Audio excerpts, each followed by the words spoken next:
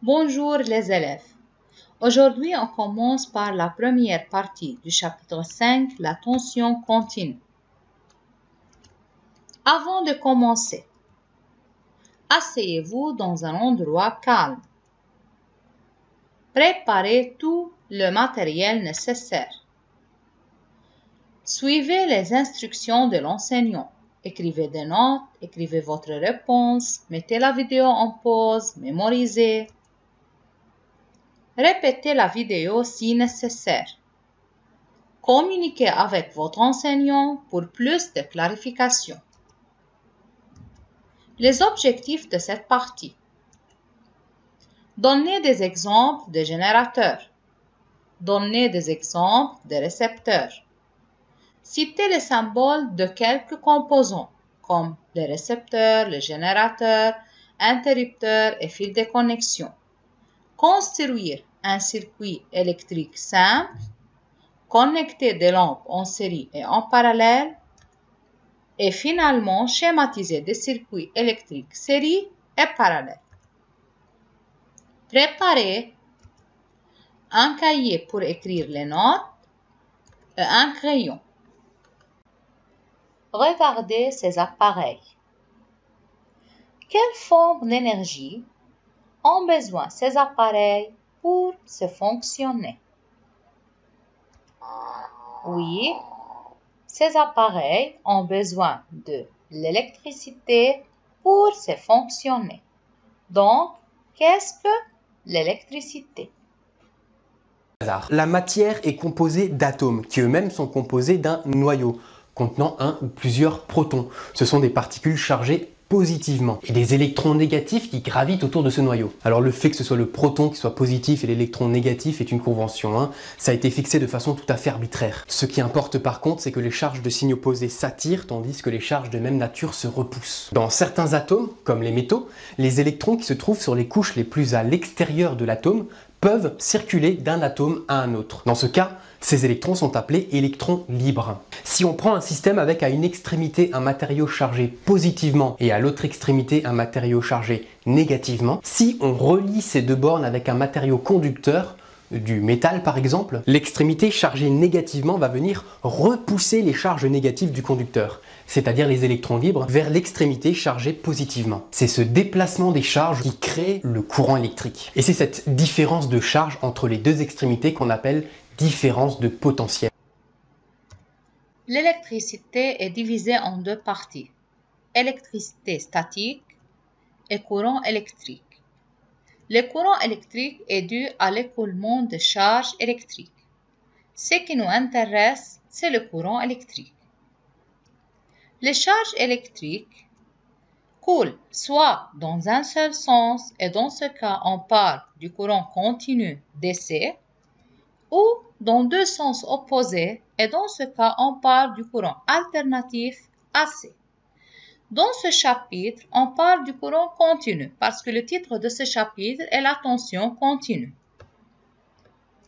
Cette figure représente les deux types du courant électrique, le courant continu et le courant alternatif.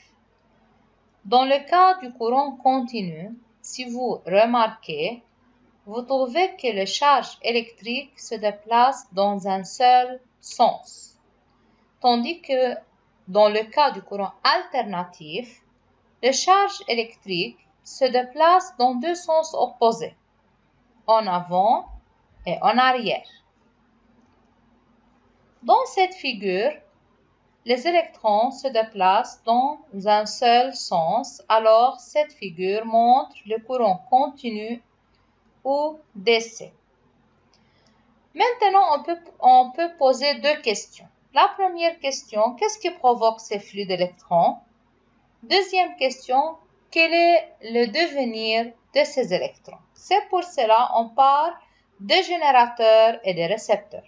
Mais premièrement, on parle principalement des générateurs. Qu'est-ce qu'un générateur? Le générateur convertit les différentes formes d'énergie, quelle que soit la forme d'énergie, cette forme est convertie à l'aide d'un générateur en énergie électrique.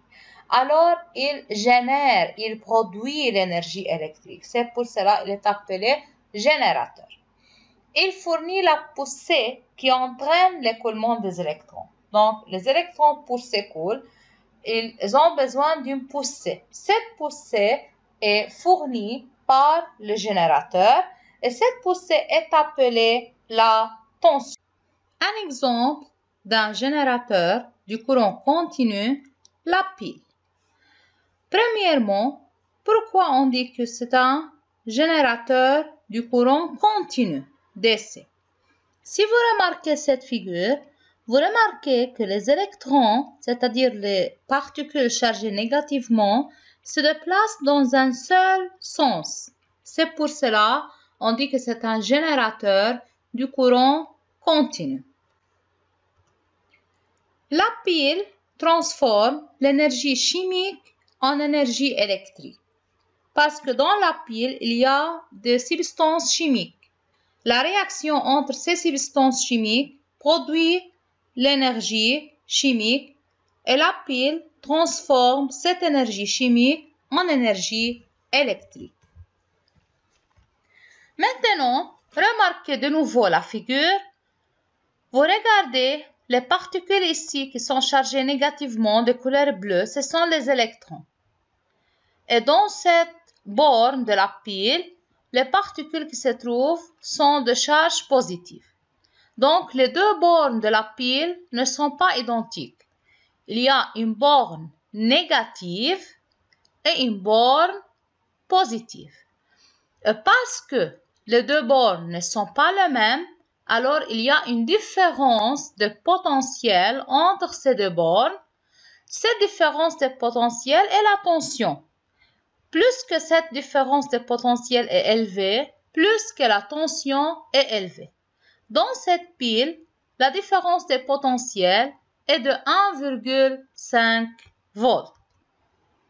Donc, la pile fournit la tension ou ce que nous appelons la différence de potentiel électrique en ayant deux différentes bornes, une borne négative et une borne positive. Alors, la pile, c'est un générateur du courant continu.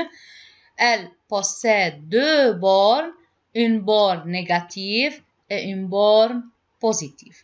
Pour reconnaître que veut dire différence de potentiel, on regarde la vidéo suivante. Le phénomène du courant électrique est très semblable au comportement d'un courant d'eau. Supposons qu'on ait deux réservoirs d'eau reliés par une conduite.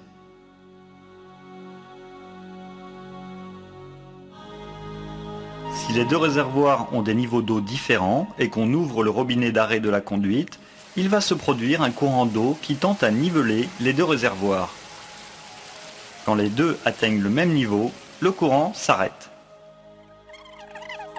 D'une façon similaire, les charges électriques d'un élément conducteur vont passer dans un autre élément conducteur moins chargé électriquement. En électricité, on appelle cela différence de potentiel ou de tension. Revenons à l'eau. Pour obtenir que dans un circuit fermé, l'eau circule constamment, il faut installer une pompe qui la déplace. De la même manière, pour obtenir que dans un circuit électrique, il y ait un flux constant de charge électrique, il faut connecter une pile ou un générateur électrique qui maintienne constante la différence de potentiel pour que le mouvement ne soit pas interrompu. D'après la vidéo, l'écoulement des électrons se ressemble à un courant d'eau. Par exemple, dans cette figure, on a deux réservoirs. Un réservoir plein d'eau, le niveau de l'eau est élevé, et un réservoir où le niveau de l'eau est faible. Donc, l'eau passe du réservoir où le niveau est élevé vers le réservoir où le niveau est faible. De même pour les électrons qui passent de l'endroit ou de la borne de la pile où le potentiel est élevé vers la borne de la pile où le potentiel est moins élevé. Ceci provoque le courant électrique qui passe à travers les circuits électriques. quelle est la relation entre la tension et le courant électrique? La tension est représentée par E. L'unité de mesure est le volt. Cette tension provoque le flux de charge électrique,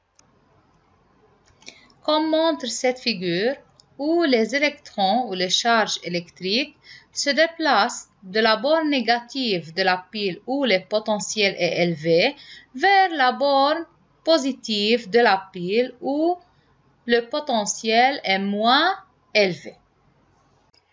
Ce flux de charge électrique provoque le courant. Le courant est représenté par I et l'unité de mesure est l'ampère. Alors, d'après cette figure, la tension est la poussée qui provoque le courant. Donc, la tension est la cause et le courant est l'effet. Donc, les électrons passent de la borne négative de la pile vers la borne positive. Ne soyez pas surpris si vous entendez que le courant passe dans le sens inverse. Ceci par convention. Le courant passe de la borne positive de la pile vers la borne négative. Alors, le sens de passage des électrons et le sens de passage du courant sont opposés.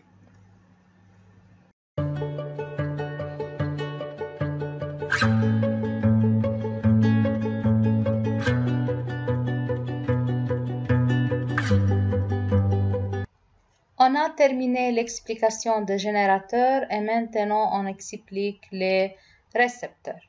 Les générateurs génèrent les courants électriques ou génèrent l'énergie électrique, mais les récepteurs reçoivent l'énergie électrique. D'où l'appellation récepteur. Donc, les récepteurs convertissent l'énergie électrique en autre forme d'énergie quand ils sont traversés par un courant électrique. Donc, ils reçoivent l'énergie électrique et ils la convertissent en autre forme d'énergie. Exemple, la lampe. La lampe est un récepteur. Cette lampe transforme l'énergie électrique en énergie lumineuse. Et le ventilateur, encore un récepteur, qui transforme l'énergie électrique en énergie mécanique. La plupart des récepteurs portent des inscriptions qui représentent les conditions nécessaires pour qu'ils fonctionnent normalement, telles que la tension nominale. La tension nominale, comme ici 1,5 volts, c'est la tension nécessaire pour que le récepteur fonctionne normalement. C'est-à-dire, pour que cette lampe fonctionne normalement, elle a besoin de 1,5 volts.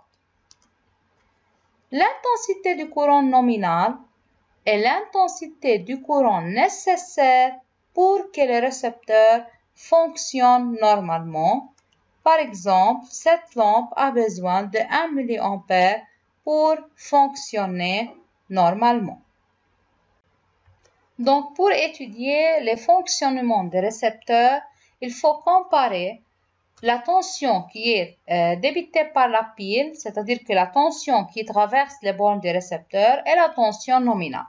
Si la tension qui traverse les bornes du récepteur est égale à la tension nominale, dans ce cas, le récepteur fonctionne normalement.